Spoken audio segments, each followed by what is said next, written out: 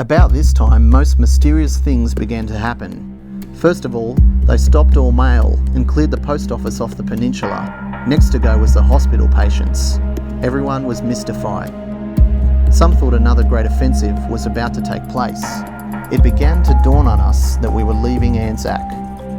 I need scarcely say how sorry downhearted everyone was, for we always regarded that little bit of soil as our own. The first of the fighting units got away without a hitch. Each night after this, there were big drafts of men leaving, and very soon, old Anzac looked deserted. It seemed as if the Turks must surely notice it. Our daring bit of bluff seemed so poor an excuse, but they were fooled properly. Up in the trenches for the last 2 or 3 days, we lived like kings, for all the stores were being destroyed and you could get your pick. The one thing the military were particular in destroying was the rum.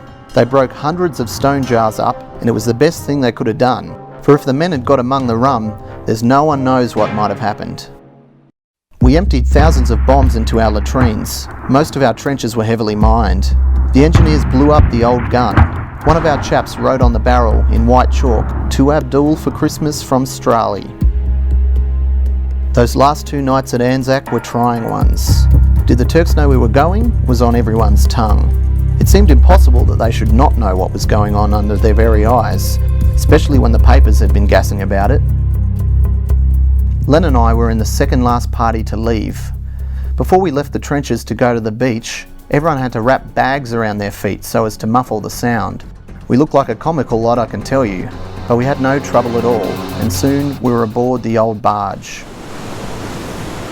She took us straight out to a ship and we embarked, never no more to set foot on Anzac. One of the last things we saw was little Murphy the donkey, standing on a rise overlooking the cemetery. It was a pity they could not have brought him off. Most of us watched the old hills disappearing from sight, the hills on which thousands of brave men were killed, all for nothing, except a name which should make every Australian feel proud of his country, and a name which will never die.